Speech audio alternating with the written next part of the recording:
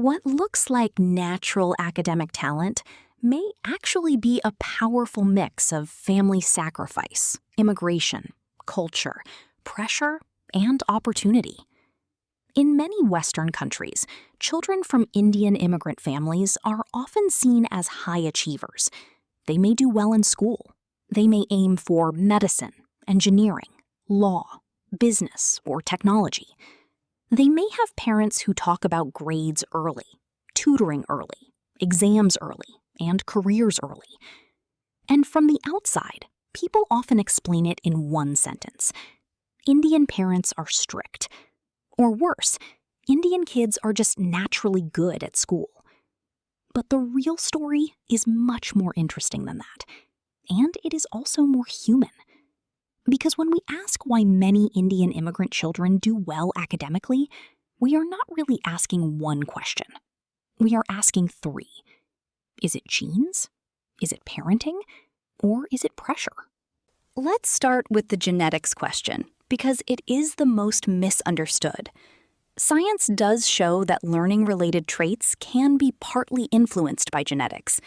Things like memory, attention, persistence, verbal ability, and processing speed can vary from child to child. Large genetic studies have found that many genetic markers are linked with educational attainment, but each one has a tiny effect. Even when combined into a polygenic index, one major study found it explained only about 12 to 16% of variation in educational attainment. That means genes may matter, but they are not destiny, and they do not prove that one ethnic group is naturally better at school than another. In fact, scientists warn that genetic prediction tools often work less reliable across ancestry groups when they are built mostly from one population. Recent research describes limited portability of polygenic scores across people who differ from the original study samples. So if someone says, Indian kids succeed because of superior genes, that is not a careful scientific claim.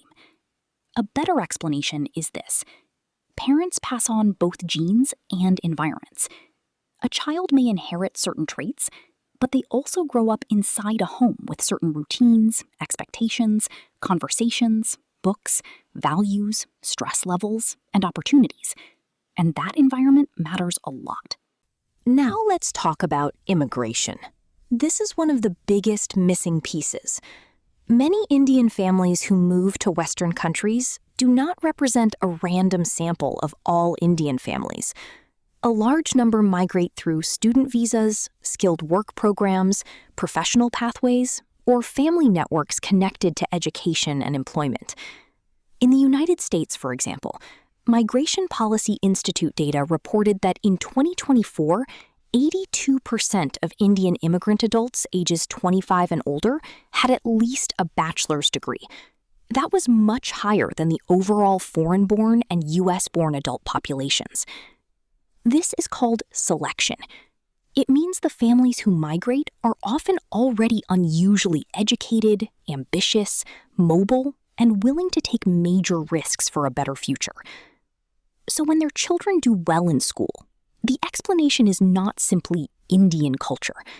It is also that many of these children are growing up with parents who already know how education systems work, who believe deeply in degrees, and who may have sacrificed a lot to enter a new country.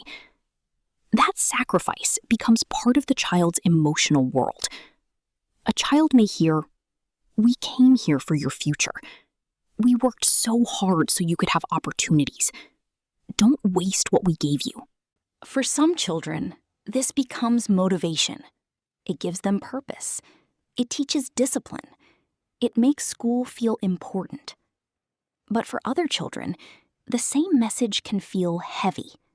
It can feel like love is connected to achievement. This is where parenting comes in. Many Indian and South Asian immigrant families place strong value on education. That can be a strength. Children may grow up with structured homework time. Parents may monitor school closely. Tutoring may be normal. Career conversations may start early. Family friends may also value academic success.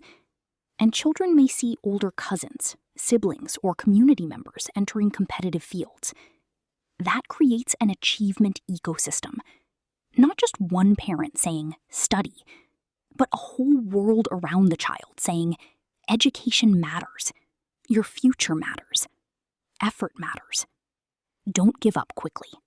Research on immigrant students has found that immigrant parents' expectations and aspirations can influence children's academic motivation and achievement. So, high expectations can help, but only when they are paired with warmth, emotional safety, and flexibility. Because pressure is not the same as support. Support says, I believe in you and I will help you grow. Pressure says, you must succeed or you will disappoint us. Those two messages feel very different inside a child's nervous system.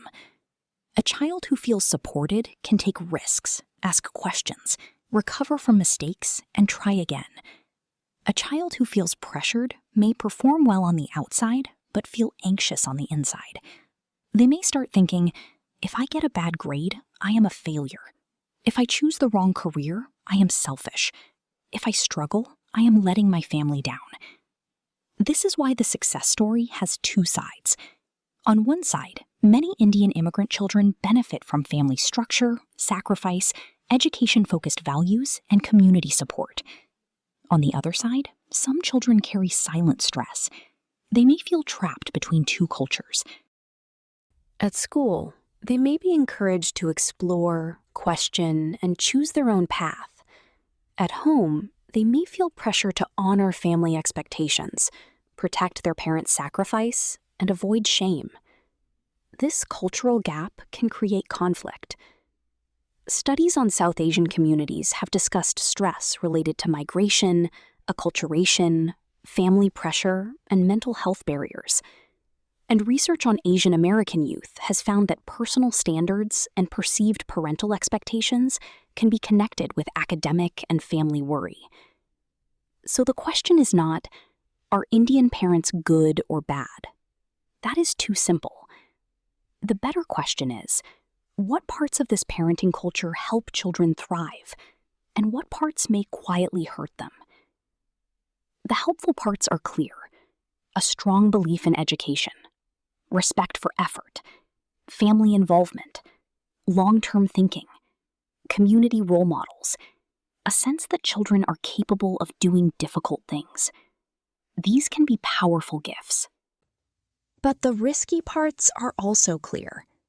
Constant comparison, shame around failure, only praising grades, ignoring mental health, treating career choice as family reputation, making children feel responsible for their parents' sacrifices. A child can be high-achieving and still emotionally overwhelmed. A teen can have excellent grades and still feel lonely. A student can enter a top university and still not know whether they are living their own dream or someone else's. So, do many Indian immigrant kids excel because of genes, parenting, or pressure?